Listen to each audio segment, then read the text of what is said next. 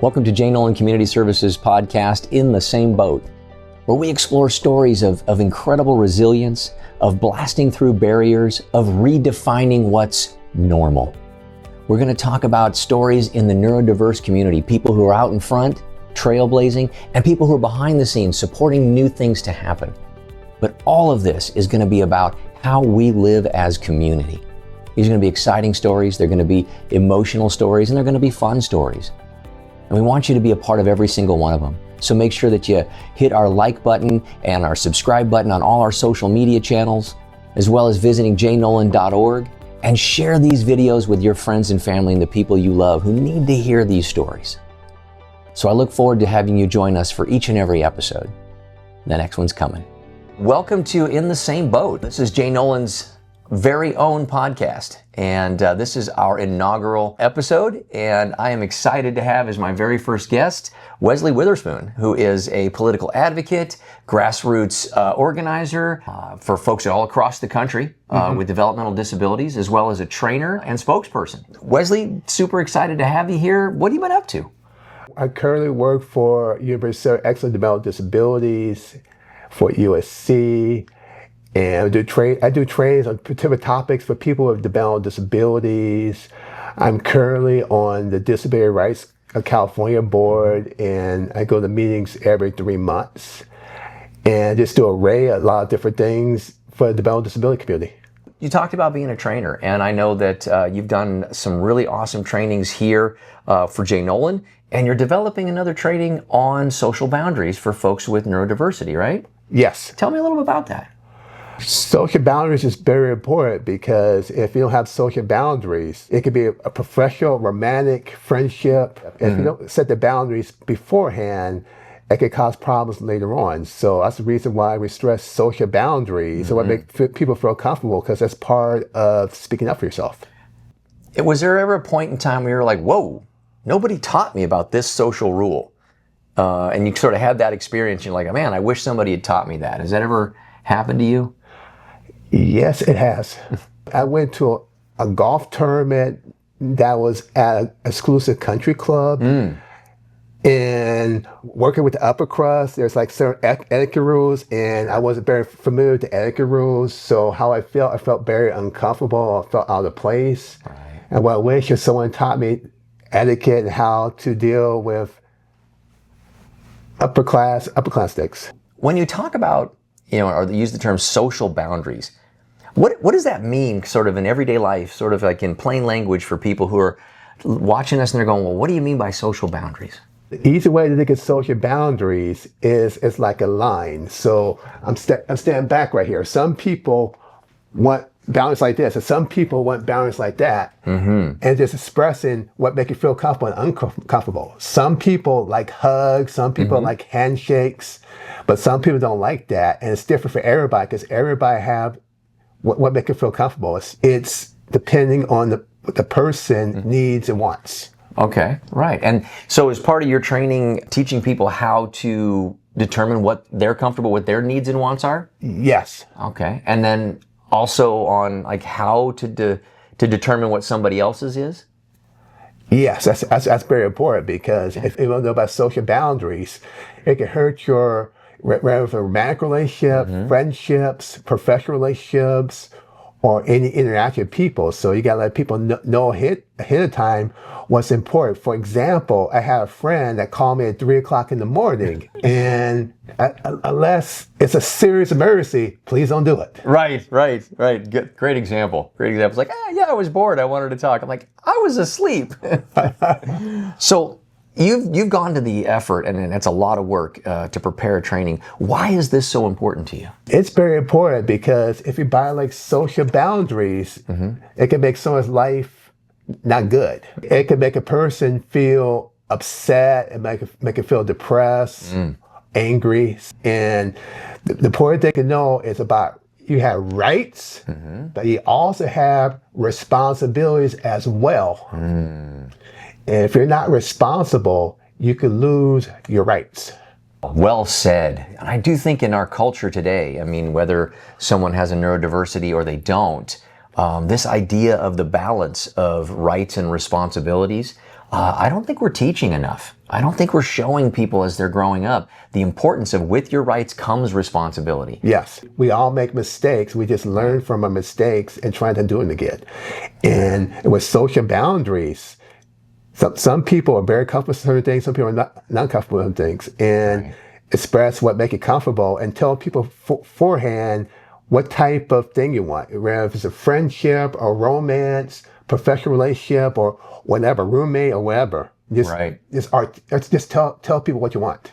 And do you think that that ability to tell people, hey, this is what I need, this is what I want in this interaction, is that difficult for most people?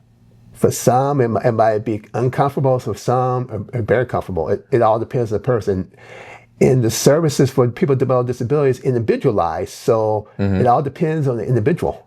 So what have you sort of seen as you're preparing this this training and you're looking to try to address certain topics and to make sure that it's a sort of applicable to a group of people? What do you see as the most common thing, I guess, that comes up that people find is challenging in their everyday life in those social boundaries? Is it work sites, or is it more that romantic relationship and trying to define that? Where do you see the most challenges?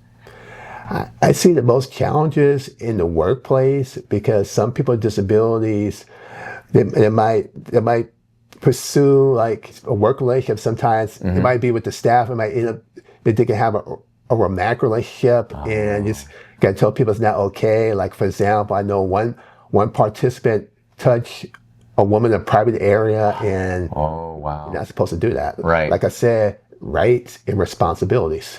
Yeah, I see what you're saying. So that making sure you understand the different arenas you're in and what type of relationship we're having, right? Exactly. Is this a professional? There's rules around that, and we learn those rules. Yes. Is that the kind of things that you're going to be bringing up and covering in your training? Yes, I will. What is the difference between being friendly and being friends? How to determine that without guessing? I'll give you an example. Today I was at the gym, and at the gym, someone will just wave hi, and we'll acknowledge them, nod, say hi, and move on. And being friends is going out to do things. So that's the difference. The duration, it's the amount of time you spend with a person. Yeah. Just being friendly, it might be a few seconds, but being friends, you might do activity that lasts for hours. That's a great definition. And it's funny because I was at the gym yesterday, so I had the same thing. And there's a guy, I don't know him, but we're kind of friends. I'm like, because we see each other at the gym. You get that nod, you're good. We're friendly, but we're not friends yet. Could be, might happen. But as you're preparing this training, and as I said earlier in the time together is, this is one of many. You do a lot of different kinds of trainings, like you said, emergency preparedness, healthy relationships. This one was social boundaries. You even do trainings on how to be, an advocate, whether it's at your state level or federal level. Yes. What made you say, I got to stop and I've got to focus on this one? This social boundaries one is so important. I need to do this. Social boundaries are important because it determines the interaction. And one bad step could cost you that interaction, whether it's a romantic, friendship, or business. What would you say to someone who's like, I've had really bad interactions and I've made a lot of mistakes, so I'm just not going to try to talk to other people? Everybody have people that will not like them. Doesn't matter who you are. True. Everybody has people that do not like it. It could be the Pope. It could be the president. It could be anybody. Sure. It could be a leader. There's always going to be people that's not going to like him. So you just have to accept what other people believe and just talk to people that are comfortable with you. How would you advise someone who's really, like, they've had some bad, they've not taken the cues, they didn't see the social boundary, and they've made mistakes, so they're really shy and hesitant. I don't know how to talk to people because I mess it up, is what they've said to themselves. What would your advice be to them? Sometimes mistakes are a learning experience, so we learn and do better next time. I love that you said that, because I think in any process, whether you're learning to ride a bike or you're learning to interact with people and have social boundaries, you're going to fall down, right? You're going to make mistakes. Look at that, learn from it, move on to the next thing, right? And take it forward. Yeah. So I love that you've said that, because we all make mistakes. There'll be mistakes in this. in social interactions, there'll be mistakes in everything that we do. If we don't learn from them, then it's bad. But if we learn from it, then hey, we learned, we took a lesson and moved on, right? Right. Yeah. What about in those situations where someone they have neurodiversity or they don't, but they're feeling pressured or uncomfortable in a situation, like somebody is crossing that boundary. They don't know maybe what that is, but they know they're uncomfortable. If you feel uncomfortable, like if someone's making you upset, the best thing to do is just walk away. Remove yourself from that situation. Remove yourself from the situation. Okay. I learned that when I was working in retail. In retail, if you have an irate customer, and it goes in any type of customer service, we have mad customers, because it's the word mad customers. Right. You should just walk away, because you don't want to have a situation where something builds up. Right. And we have bad situations. We have the right to remove ourselves from something that we're not comfortable with. Yes. And we have the responsibility to our own, well-being to do that. Yes. Yeah. So that's fantastic to walk away. You got to be prepared for all scenarios. Like, for example, when I was at the airport waiting for my lift to pick me up, there was a man that said the R word, and I just... Wow, really? Wow. I just froze. There are going to be some people that are going to do things and make you feel uncomfortable. You're just going to have to cope with it. I'm glad you brought that up. What do you do with those feelings when someone has crossed that line? We can't fix them, right? They've made their choice to do something that is offensive or or hurtful to us. What would be your advice to folks who've experienced that and you're like, woo, I have these ugly feelings, I have these icky feelings, angry or hurt or depressed by what that other person did. How do I get rid of that? Yeah, that's a good question. So I was a direct service worker about 15 years ago. Mm-hmm. And then one thing they told me to train, you have little or no control of the people. You just have control about yourself. Right. And the thing about if someone makes you upset, if you take it too personally, it can harm you. Just take a breath, take time off, and just tell them it's not okay, and just know that some people, unfortunately, are not nice at all. So you have to be able to cope with that. Don't take it personally, right? It really says more about that person than it does about you. Yes. Right? They don't even know you. They're doing or saying these things, right? And I want to say for those, like when you look for a job or looking for a friend or relationship or looking for a place, there's going to be tons of rejection. Just keep on going and just try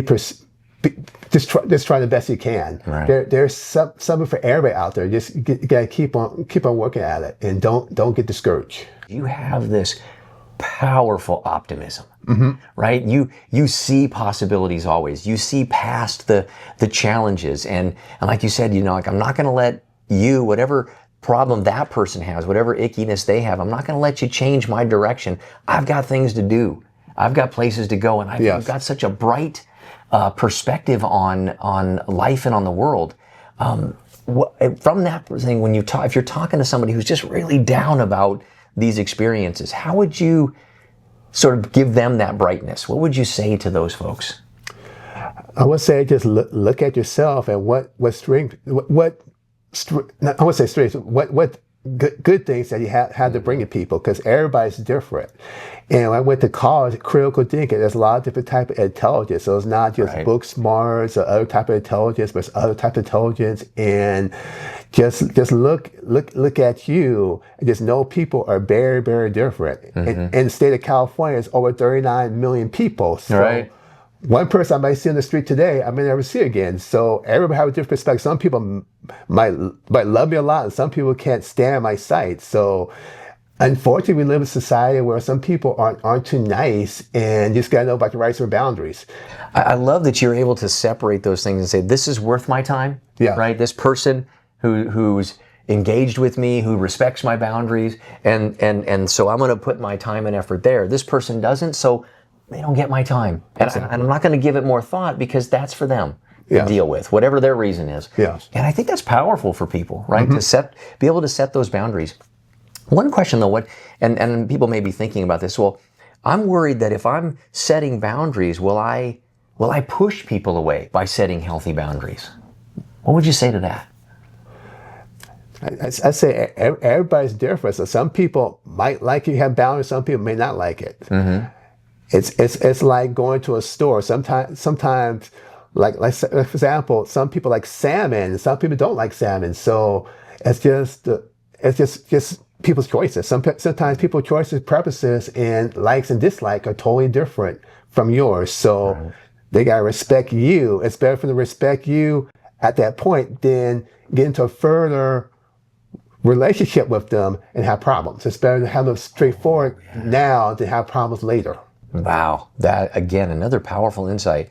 Yeah, because if we don't set those boundaries and we let things go, it's harder to kind of reel it back in, or we may even develop some resentments because they aren't respecting our boundaries, but we didn't tell it to them.